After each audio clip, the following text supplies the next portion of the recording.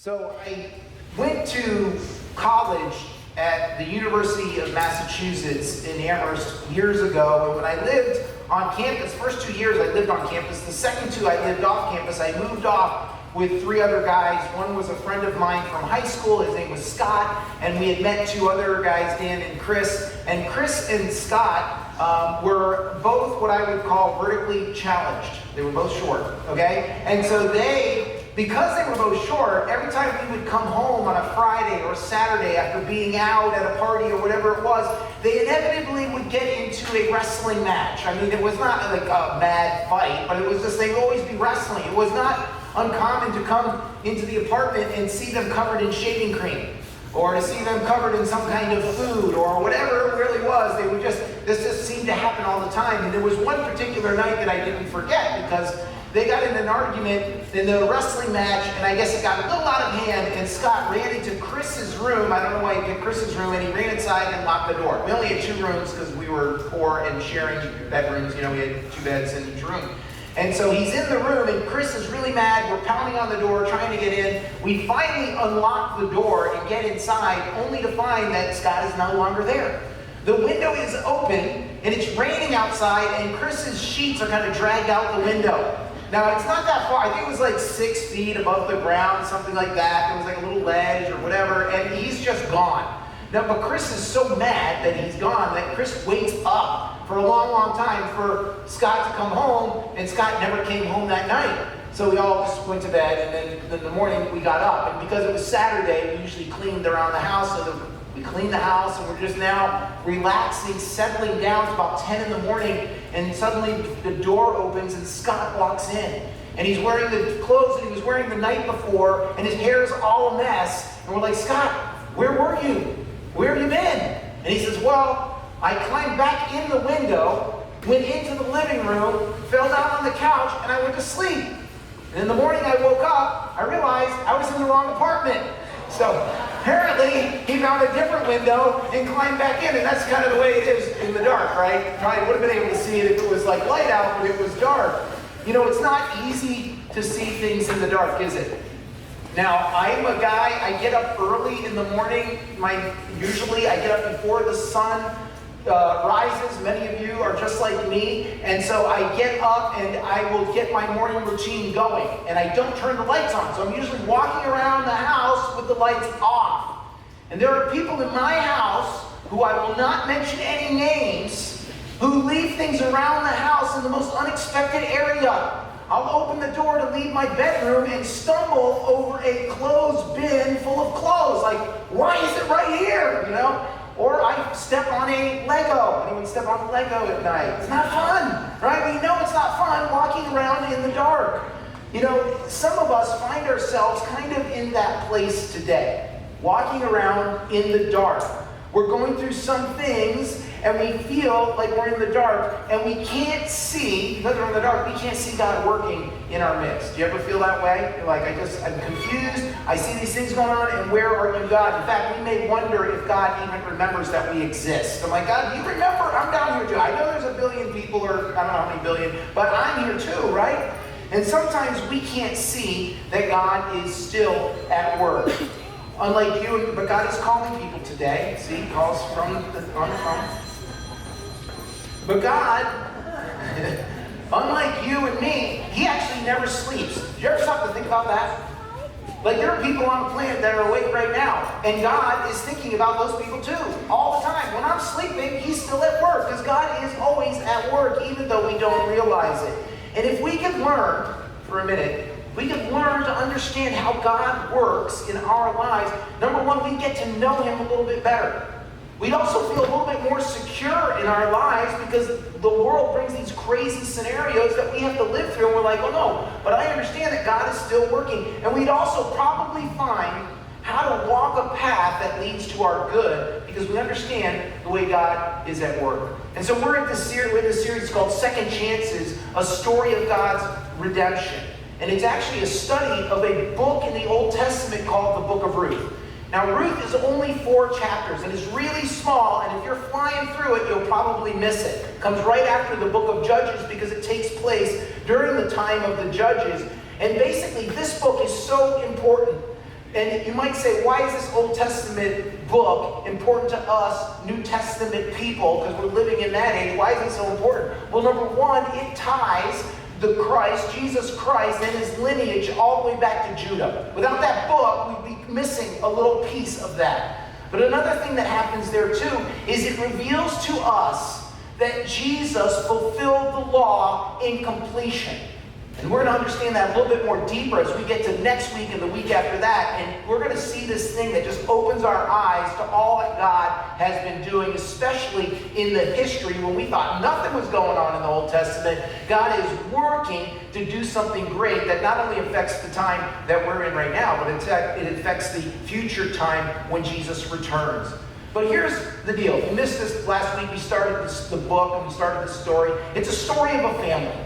There's a husband, his name is Elimelech, and a wife, his name is Naomi, and she becomes one of the main characters. And they have two sons, Mahlon and Chilion. And they live in Bethlehem of Judah, but there's a famine there. And so they decide to move. Elimelech says, and his name is God is my king. He goes, God is my king, but I guess not here in Bethlehem. So we're going to go to Moab, which is on the other side. If you go to the west, the other side of the Dead Sea, that's where Moab is. And they decide we're going to go over there where things seem to be better. When he gets there, he ends up dying. So Naomi's husband dies. And so she marries off Mahlon and Chilion to some local women that are there. Their names are Ruth and Orpah. And so they're doing pretty good, but then the sons die. So Naomi's husband dies, and then her two sons die. And now Naomi is left with two daughters-in-law. And so she's like, listen, Orpah, Ruth, why don't you just go back to your families and then find a husband for yourself there. I'm heading back to Bethlehem. Orpah goes, okay, see you later. She gives him a kiss and takes off. But Ruth goes, no way. I'm staying with you. I'm sticking to you like glue. Wherever you go, I'm going to go. And she ends up coming back to Bethlehem with Naomi. Now, when Naomi shows up in Bethlehem, they're like, it's 10 years later, by the way. And they're like, I think I recognize you. Aren't you Naomi? And Naomi means pleasant. So like, hey, Pleasant, you're here. She's like, don't call me Pleasant. Don't call me Naomi. Here, tell you what, call me Mara. Mara means bitter because that's how the Lord has dealt with me. He has dealt with me bitterly. And so Naomi sees all that she can see in this moment is this. I have nothing. That's what she comes back with. I went out full, he said last time, and I come back with nothing. There's no land for her to return to because Elimelech had to sell it, so he had some cash when he got to Moab so that they could live, right? He says, I don't have any food. I don't have a place to go. I don't have a husband to take care of for me. I don't even have sons to provide for me in my old age. All I am stuck with is this Moabite woman who's a foreigner that I've come now back to Israel. And so Naomi blames God for everything. It was God who did all this, and from her perspective, and you probably would agree, we all would agree, that God's abandoned her. Like, where were you, God, in all these times that she had need? What Naomi cannot see is that God is at work in her life. Even when things seem the darkest in our lives, I want you to know this, that God is at work if we're willing to look. And so we're going to pick up the story here. Chapter 2, verse 1 says this. There was a relative of Naomi's husband, a man of great wealth of the family of Elimelech. His name was Boaz. So we're introduced to a new character. There's Ruth, the daughter-in-law, there's Naomi, and Boaz. So Ruth, the Moabitess, said to Naomi, please let me go to the field and glean heads of grain after him in whose sight I may find favor. So he's like, I'm going to go to some field, and hopefully I find favor in the sight of this person, and I'll be able to glean. And she said to her, go, my daughter. Then she left and went and gleaned in the field after the reapers. And she happened to come to the part of the field belonging to Boaz, who was of the family of Elimelech. Now behold, Boaz came from Bethlehem, and said to the reapers, so he's going out visiting his field to see how they're doing, and he says, the Lord be with you. And they answered to him, the Lord bless you. Then Boaz said to his servant who was in charge of the reapers, whose young woman is this? So the servant who was in charge, Boaz sees, hey, there's an extra person here. Oh, it's this girl Naomi. He doesn't know that. He's like, who is this? And so the servant who was in charge of the reapers answered and said, it is the young Moabite woman who came back with Naomi from the country of Moab. And she said, please, Ruth said to him, please let me glean and gather after the reapers among the sheaves. So she came and has continued from morning until now, though she has rested a little while in the house. So this new chapter starts with two women, right, who have no means of providing for themselves. Ruth and Naomi. What are we going to do right now? They don't have any money. They don't have any jobs. I mean, they're looking for a miracle. That's what we'd be going, God, can you just provide a miracle? But instead of just sitting around, waiting and praying for the miracle, I'm sure they did pray, right? Ruth says, hey, I think I'm going to go glean. How about I do that? I'm going to take some actions. Now, the good news is this. As we turn the page from the last chapter to this one, the very last sentence says this. I did put it in your outline to remind us. It says, now they came to Bethlehem. So when they arrived in Bethlehem, at the beginning of the barley harvest. And this is good news, because the barley harvest was the first of the crops that come into harvest. So that usually happened at the end of March, early April. In fact, there'll be another harvest that happens right after it, and that's called the wheat harvest. And so that's going to go from like May to June, and then there's going to be grapes and olives and things like that. So they come at the perfect time for them when it comes to the harvest season. And Ruth turns to Naomi, and she's like, hey, the harvest has started. Let me go in and get some grain and glean in a field. Now, if you don't know what gleaning is, I put this up on the screen. Gleaning in the agricultural sense, because there's other ways of gleaning. You might glean knowledge from somebody, right? But this is agriculturally the gathering of leftover grain, grapes, or olives after the main harvest.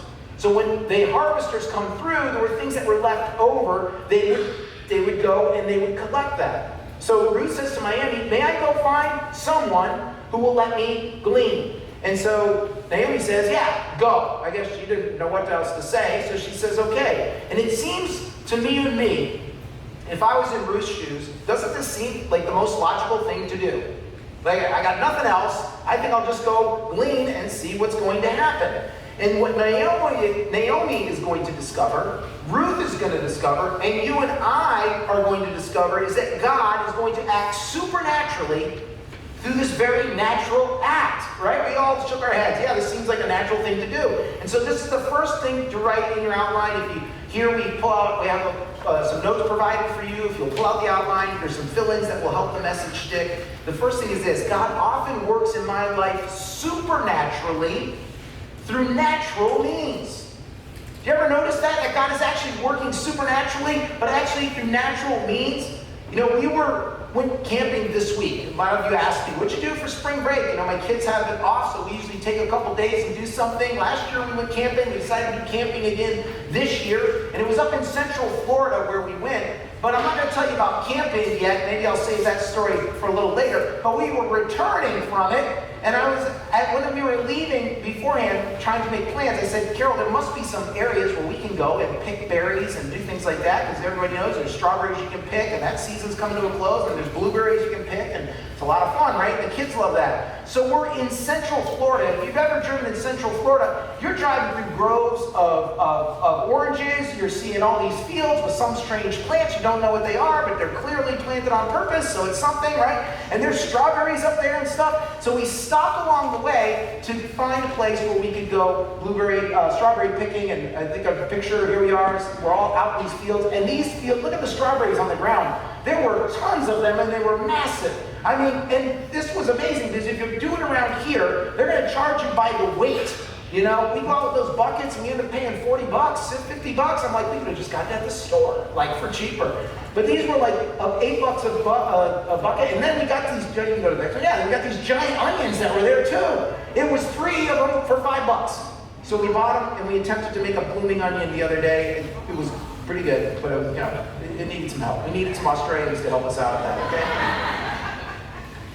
But the interesting thing is, when we're in those fields, we're like, there are tons of strawberries here. And the guy goes, yeah, we've already gone through and harvested everything. So when that's over, we've kind of retail sold them, or wholesale, I don't know, which one you call it. But he says, then what we'll do is we'll let people go and pick, and then we just charge them for the buckets. And so that was a great deal. By the way, you can get that great deal. You just have to drive 2.5 hours, okay? Just want you to know that.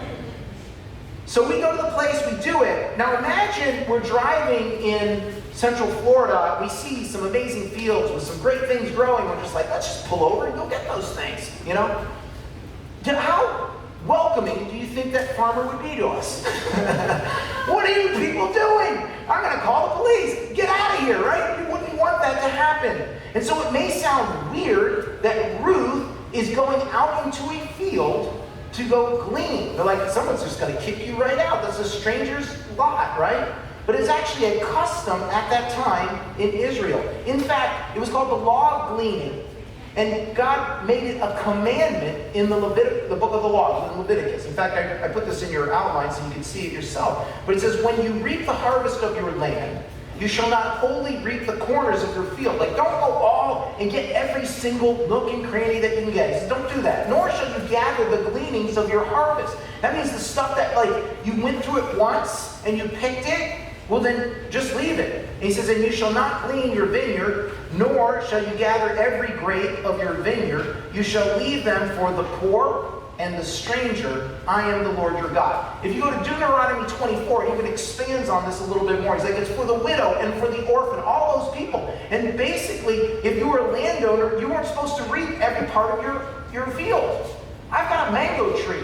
And every mango that falls off, I get upset about, because that was a mango I could have eaten, right? And it's like every little bit I want. And he's like, don't be like that, because because I don't want you to reap everything. In fact, if you go through if you have a tree, whatever it is, you go through a field, you know that not everything ripens at the same time, does it? You're supposed to pick a day when you collect as much as you can, but there would still be some on the tree that you didn't pick. And he's like, just leave that. Leave that for the people who need it. Leave it for the foreigner, for the widow, for the orphan. And if some dropped while you were harvesting it, let's say you're gathering it all together, it falls off your little wagon, he says, just leave it so that they can come and get it. And that was God's way of providing for the poor. I mean, the law of gleaning was God's welfare program. I don't know if you've ever seen that in the Old Testament before, but God is actually concerned about everybody. It says even the stranger, even if they're not Israelites, they are allowed to do this. And so, one, it was teaching those who had a lot to be generous. You imagine, oh man, I really want to go out and get more, because I can get more money, or I can get more food. And he's like, no, just leave that. Just be generous. And the other thing, it was teaching the poor to work. It wasn't like you just get it and just drop it in your lap. No, you have to go and do something. Instead of begging, it actually gave the poor people a dignified way to provide for themselves. But they did have to do this. They had to work for it. They had to do their part. They had to go and glean. And so the law of gleaning becomes this backdrop to our whole story here in chapter 2. It is like a tapestry, because there's something that God wants us to understand. And that is, it becomes a picture of how God is working in Ruth and Naomi's life, and how he often works in your and my life. You see, in the Bible, we're attracted to the miracles that God performed, aren't we? Like, we see these miracles. We see Moses split the Red Sea so that the people of Israel can escape from Pharaoh's army, right? We've read that story. Maybe you've seen where God shows up, an angel shows up, right? And then Jesus, back up. We've seen Jesus touch a leper and he heals the leper, right? And we're like, wow, that was an incredible miracle. Or there's a story where God actually blinds a whole enemy army to protect Israel and save them from the enemy. And they lead them right into the camp of the Israelites, and they're all blinded, and he reveals their eyes. And when we read all of these miracles, we get this idea that God only works through miracles. Do you ever feel that way? Because we're praying, I'm like, God, where's the miracle? I want to see the miracle. But by far, much greater than that, God actually works supernaturally in people's lives in a very natural way. That's the way it normally happens. Instead of the Red Sea parting, maybe God simply opens the door. You ever think about that? Because I bet he's opened billions of doors compared to one Red Sea parting, right? Because he likes to work supernaturally in our lives. Instead of an angel appearing, sometimes he just has a friend show up at the right time with the right words for the thing that we need to hear. And you're like, wow, that was God speaking to me in a very natural way, but supernaturally. You know, sometimes God sends a fire from heaven, and sometimes he allows us something in our life to happen so he can get our attention. You see, God is always working supernaturally, but most of the time in very natural ways. Ruth went out to glean, and it reads that she just so happened that she went into the field that was Boaz's, right? And this word is a Hebrew word. It's makri, I put it up here, and it simply means accident or chance. So by accident or chance, she stumbles into Boaz's field. And from our perspective, it was chance. But from God's perspective, it was by design. And as we go through the story, you're going to realize that. She's just like, I'm going to go out and glean. I'm going to do what I can. And I happen to walk into this field. And God's like, no, you don't understand. I made sure you made it into that field because that's where I wanted you to be. When Carolina and I first met at church, we weren't dating right away, of course. And she came to the church, and I was a pastor there, and she said, I've told you this 100 times, she set her eyes on me, okay? She's like, I'm going to get this guy. He's going down, right? And the interesting thing is, I didn't know that at first. But I did notice she showed up at every event that we were doing that I was a part of. Like, oh, you happen to be here. Just so happens you're here. So happens, right? I thought we were just bumping into each other. Oh, I didn't know you shop for men's underwear at Macy's. I'm surprised to see you here. I was like, really? What I didn't realize was she was planning it all along. And when you like somebody and you want to date somebody, that's what we do. Oh, they go to Starbucks. I'm going to show up at Starbucks. Hey, you like coffee? I like coffee. This is so amazing. We're so much alike, right? That's what happens. And that's what you do, right? And it seems like an accident, but it's actually planned, isn't it? And Ruth thought it was her idea. I said, it's my idea that I'm going to go do this gleaning, but it's really God going, you know what? I'm just going to direct your steps a little bit to make sure you're where I need you to be at the right time and at the right place. Because God so often works supernaturally in natural ways in our lives. This is what the Bible says. It's not in your outline, but it should be up on the screen. It says, in their hearts, humans plan their course. We plan our courses, right? We have our ideas. But the Lord establishes their steps. It's like you think it's you, but behind you, it's me going, okay, I've established those steps. I love it because it's like concrete. It's happening. I'm doing this. And notice, however, that she had to go gleaning first. Ruth had to go gleaning first before it was ever going to happen. So it was requiring something of her too. Because it doesn't just happen on its own. God works in our lives, but God often requires something from us. When He invites Israel, God invites Israel to return to Him, He sends the prophet Jeremiah, and Jeremiah writes this. It's right near a statement, one of the areas we all love, that says that I have plans for you. He says, you will seek me and find me when you seek me with all your heart. I'm available. I'm going to let you find me, but you got to do something. You got to seek me. You got to look for me. And when you do, you will find me. This just doesn't happen by itself. And if you're waiting around for God to provide, He often does it, in my life, I noticed, while I'm moving. When I'm sitting still, it's like, okay, waiting. When I go, all right, I'm going to get moving. And then God starts to drag. God starts to move us. The job we don't like may actually be the means by which God is providing for you, right? The healing that you're looking for may require you to change part of your health routine. Maybe He's saying change your diet or your exercise or quit a bad habit. And we start to do those things, then God comes along with His miraculous power and supernaturally helps us in our situation. You see, if you want God to help, you've got to be like Ruth and start seeking. That's what we're learning. Let's see what happens next. So they're in the field, and Boaz says to Ruth, he decides to address this woman that he sees, you will listen, my daughter, will you not? That's a very affectionate way to address her by calling her daughter. Do not go to glean in another field, nor go from here, but stay close by my young women. So there's other people gleaning in the fields. He's like, stay close with them. Let your eyes be on the field which they reap, and go after them. Have I not commanded the young men not to touch you? So it's like, it could be unsafe to be somewhere else. He's like, I'm going to tell all my guys, don't touch you. Make sure that they're watching out for you. Be like a big brother to her. And when you are thirsty, go to the vessels and drink from what the young men have drawn. So she fell on her face, bowed down to the ground, and said to him, why have I found favor in your eyes that you should take notice of me, since I am a foreigner? I'm not even an Israelite. And Boaz answered and said to her, it has been fully reported to me, all that you have done for your mother-in-law since the death of your husband, and how you have left your father and your mother and the land of your birth, and have come to a people whom you did not know before.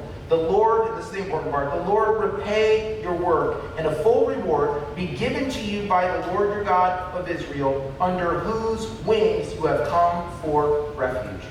You've come to God. You've come to seek him and make him your God, and he will watch over you. And then she said, let me find favor in your sight, my Lord, for you have comforted me and have spoken kindly to your maidservant, though I am not like one of your maidservants. Even though I'm different, even though I don't belong here, you have treated me like one of them. You have blessed me. So Boaz went to work. He shows up that day. He sees this new girl right here in the field for the first time.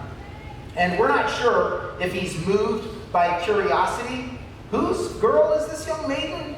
Or is it like he's wondering the curiosity, or is it more like he likes her? Who is this girl that's coming to our... we're not sure, because the Bible doesn't have emphasis on what he was trying to say there. I kind of think that he's a little bit more of the second one, to be honest. He's the most available bachelor in Bethlehem. He's rich, and by the way, Boaz means mighty. He's strong, right? He's like, this guy, all of them have got eyes on him, and he sees this one woman, and I think he's kind of taken by her. And he's definitely taken by her character, because he's like, look at all you've done for Naomi. Like, man, you are a pretty awesome girl inside, and I like you. But Boaz gave instruction for her to stay in the field. Don't go anywhere else. And then if you like somebody, you probably do the same thing. Look, stay right here. I want to see you every single day, every single week. We're going to take care of you, right?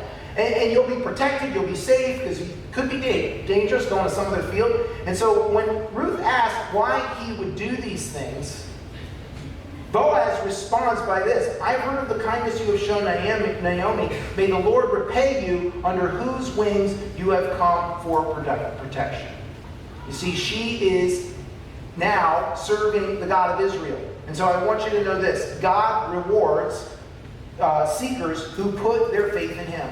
God rewards seekers who put their faith in him.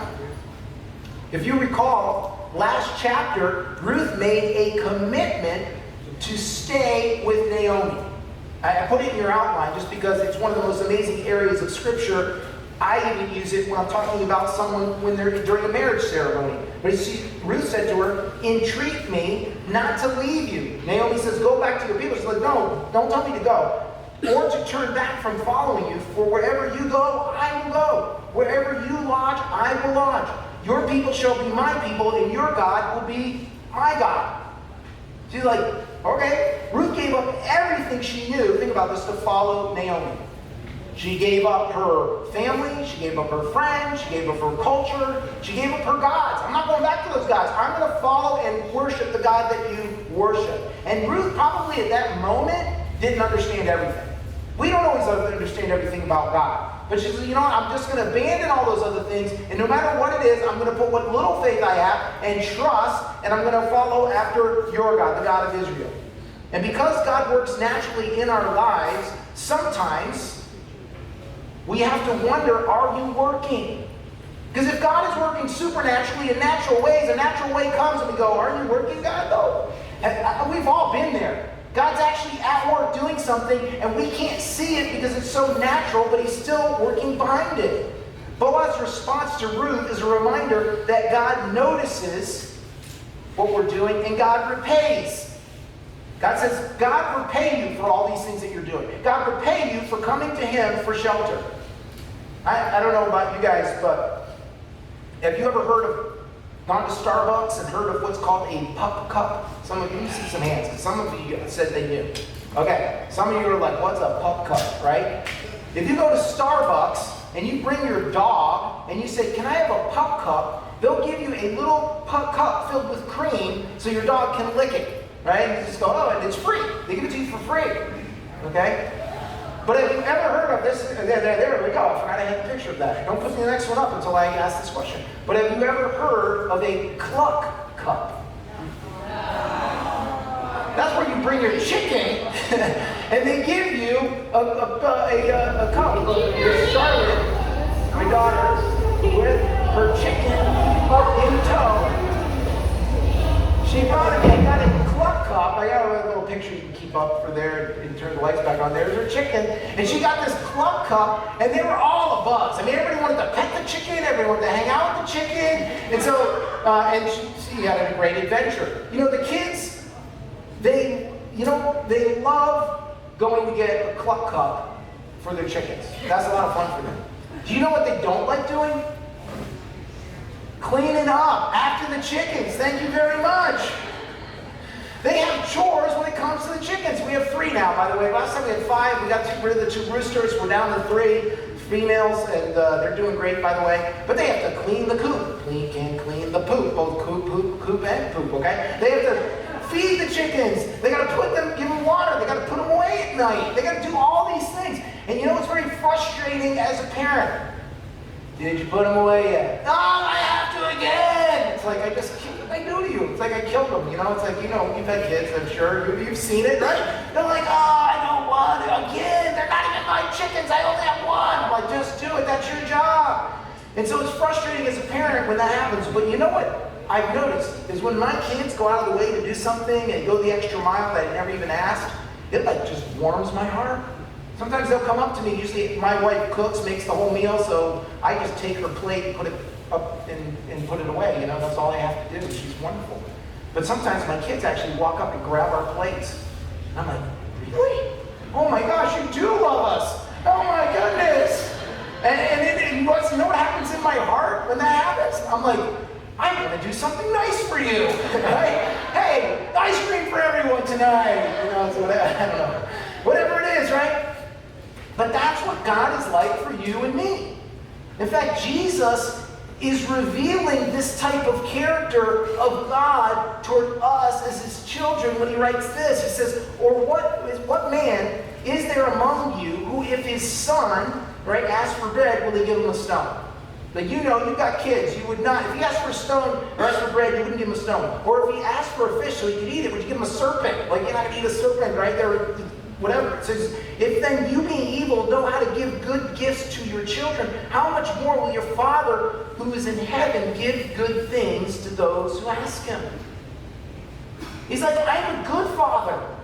John, he's not the best father, okay? But I'm a good father. And I give good things to my kids because that's what I want you to understand. God wants to give good things to those who love him and put their faith in him. And that's what Ruth is experiencing. I've been putting my faith in you. And he's like, okay, here's what I want to do for you now. And Boaz's statement, God will repay you, stands as a reminder to each of us that you cannot outgive God. Try it. Whether it's finances, whether it's your time, whether it's your energy, whether it's your volunteering, you can never outgive God because he's like, oh, you did that? Okay, you can't undo me. You can't one-up me. And he does even more for you. It's kind of the way it works. And when that happens, God just is wanting to bless you and me. You see, there's a blessing that comes from obeying God. And that's what the whole Bible really talks about. And Ruth is beginning to experience this because she's like, I put myself under the God of Israel, and God begins to bless her for all the things that she is doing. Sometimes we miss out on the fullness of all that God wants to do simply because we won't step into the field that he wants us to step in. Because if she doesn't step into that field, it's not going to happen. I can only imagine God being like, come on, take that next step. Come on. Yes, he did it. And what is he saying to you and me in those moments where it's like, I want you to step out into this faith. Take another step, because if you make it here, here's the place where blessing comes. You see, we can't control everything. But all we can control is the decisions we make and the effort that we're going to put behind it. And if you'll step into the field that God has for you, everything will begin to change, just like it's going to change for Ruth and Naomi. And so let's read the rest of the stories here. It says, now Boaz said to her at mealtime, so lunch comes, or dinner, early dinner, I don't know, come here and eat of the bread and dip your piece of bread in the vinegar. So she sat beside the reapers. She's with the crew now. She's right there eating lunch with him. And he passed parched grain to her, and she ate and was satisfied and kept some back. And when she rose up to glean, Boaz commanded his young men, saying, okay, guys, come here, listen. Let her glean among even the sheaves. The sheaves was already gathered. Like, oh, there's a pile there. Let her even get the food from there. Leave it that she may glean, or leave some. Oh, excuse me, I lost my place there. And do not reproach her. Also also let grain from the bundles fall purposely for her. Just by accident, I let that fall, right? And so let that happen for her too. And leave it that she may glean, and do not rebuke her. So she gleaned in the field until the evening, and beat out what she had gleaned. So she has to separate the grain from the stalks and everything. And it was about an ephah of barley. Then she took it up and went into the city, and her mother-in-law saw what she had gleaned. So she brought out and gave to her, that is to Naomi, what she had kept back after she had been satisfied. So that little bit of parched grain that she had for lunch, she brings that out, gives it to her mom. And the mother-in-law said to her, "Where have you been, and where have you gleaned today? And where did you work?" I mean, she's astonished by this. "Blessed be the one who took notice of you." So she told her mother-in-law with whom she had worked and said, "The man's name with whom I work today is Boaz." Then Naomi said to her daughter-in-law, "Blessed be he of the Lord." Look at the tone that's changing in Naomi. A second ago, she's like, God has just made me bitter, because that's how he's treating me. Now it's like, whoa, blessings are coming out of her mouth. And then Naomi said to her daughter-in-law, "Blessed be he of the Lord, who has not forsaken his kindness to the living and the dead." And Naomi said to her, "This man is a relation of ours, one of our close relatives." Ruth the Moabitess said, "He also said to me, 'You shall stay close by my young men until they have finished all my harvest.'" And Naomi said to Ruth, her daughter-in-law, "It is good, my daughter, that you go out with his young men, and that people do not meet you in any other field." So she stayed close by the young men of Boaz to glean until the end of the barley harvest and the wheat harvest, and she dwelt with her mother-in-law. So that's like, she's there for like 90 days, a couple months, 2 to 3 months, doing this now. And so when Ruth returns, Naomi is just blown away, because Ruth has had this incredibly successful day. She's probably thinking, "You're going to get enough for us to make a couple cakes maybe, and then we can eat like some bread." But that's about it, right? But it's amazing, because she goes out with nothing, but she returns with her cup overflowing. So an ephah at the time is about 6 gallons or 30 pounds of barley. I mean, that's a lot. So think of those like Home Depot buckets. That's like 5 gallons, right? Add a little bit more. In one day, one woman gleaning. She's like, "This is amazing." And Boaz, not only that, he shares lunch with her. Now, if you're an Israelite, you don't eat with foreigners. That is the way it is. You just don't. They're Gentiles. We're Israelites. We don't do that. So for him to do that is like pretty amazing. You're a stranger. You're just not going to eat lunch with them. And that may not seem big to us, but it was huge to them at that time. And he gives her these special privileges when it comes to gleaning. Instructs all the men, hey, let her just take whatever she wants, basically, and do whatever she wants. And so Ruth is being blessed beyond measure. And the last point is this: if you give God what you have, he is able to bless you beyond what you can do on your own. If you give God what you have, he's able to bless you beyond what you can do on your own. You see, when we step out in faith, God can multiply whatever it is that you give him. There's a story in the Old Testament. There's 2 really powerful prophets that we know of, Elijah and his understudy who takes over after him. His name was Elisha. Sometimes we confuse the two, and some of their miracles it's easy to do. But in this one case, Elijah is now alive. Elijah went to heaven. Elisha is alive. And a woman comes to him and she says, My husband was one of the sons of the prophets. He was a servant of yours, and he ended up dying, but he ended up owing a lot of money to a creditor. And so right now, that creditor, we haven't been able to pay him back, wants to come and take my 2 sons and make them slaves in order to repay that debt. And so, can you help me, is what she asked Elisha. And the first thing that Elisha asked her is, what do you have? That's the thing that God is asking you. What do you have that I can bless? And she says, well, I have 1 jar of oil. And olive oil obviously was used in cooking in many different applications, so it's very valuable. And so he says, well, do this. Go to all your friends and all your neighbors and go throughout your village and get as many containers as you possibly can. And when you've got them all, go into your house and start pouring the oil out of the container. And so they gather as many as they can. They go into the house and they start pouring out oil from the little jar, into all the other jars, and it fills them all because he's creating a miracle. And this is, I took this out of the area of Scripture. It's in your outline so you can read it along with me and watch. Which says, so she went from him and shut the door behind her and her sons, who brought the vessels to her. So the sons brought them, and she poured it out. Now it came to pass when the vessels were full that she said to her son, bring me another vessel. Just keep bringing them, keep bringing them, keep bringing them. And he said to her, there's not another vessel. So the oil ceased. The miracle, God, He filled as many vessels as they were able to bring. As many as you're willing to bring, I will fill. But when the vessels ran out, so did the oil. And if you look at this picture of the miracle that God has created, we see the same tapestry. God working together with people in this miracle. I will bless and bring this miracle for as many things as you bring to me. But when you stop bringing, the oil ceases.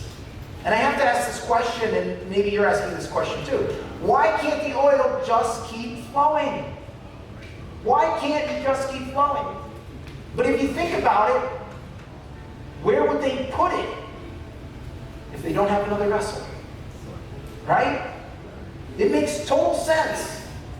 Could it be that God wants to pour out blessing in your life, but we're not giving Him anything to pour into? I want to give it to you, but you're not bringing me any more vessels that I can bless. You're not doing something.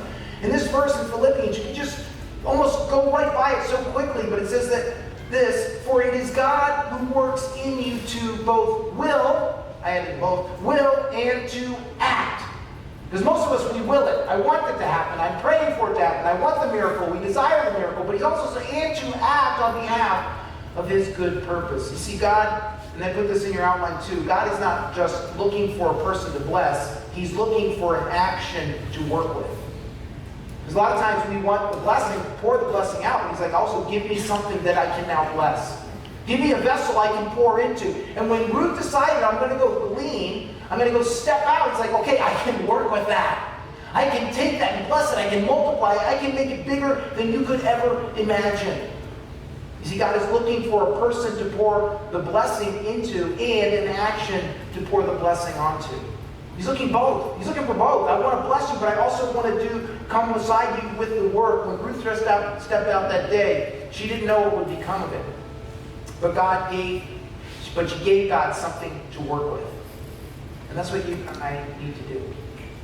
And as we begin to learn this in our lives, we begin to step out in faith. It becomes something that starts to become natural to you and me. It starts to become, we gain a better understanding of how God works in our lives. Because if we're still sitting around waiting for the miracle, we have to understand that God doesn't necessarily work that way. But if I'm willing to start working, we'll see God throughout the decisions that we've made and the areas that we've gone because we decided to take a step of faith. Can I tell you guys a little secret here real quick?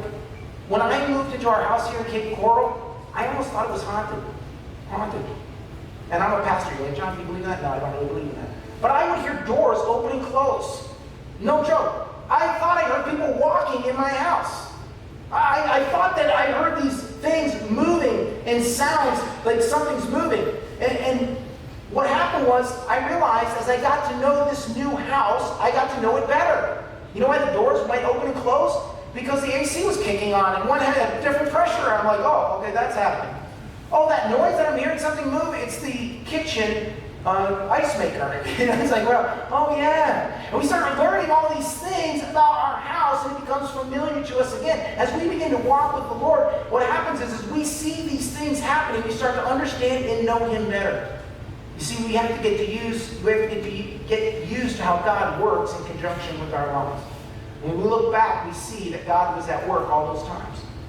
You look back in the story, and Ruth makes a commitment to stay with Naomi. God's like, that's one of the steps. They come and decide, we're going to go to Israel, back to Bethlehem. Oh, that's another one of the steps. God was at work. You look back, and we're all looking at the story, and you're like, oh, of course that was it. That was God directing them. And Ruth shows up, and He gleans in a field. And all of these actions work together with God to bring about their redemption. As we're going to read these next two chapters, we're going to see God do even more than we're seeing right now. He's going to bless beyond belief. The story gets even better. And so maybe the circumstances in your life right now is really God just trying to get our attention. To say, hey, I'm still working in your life. You may not see it. You're expecting the miraculous, but I'm still working. And as we begin to look back and look at the steps that God has led us to a certain place, we're like, God was there all the time.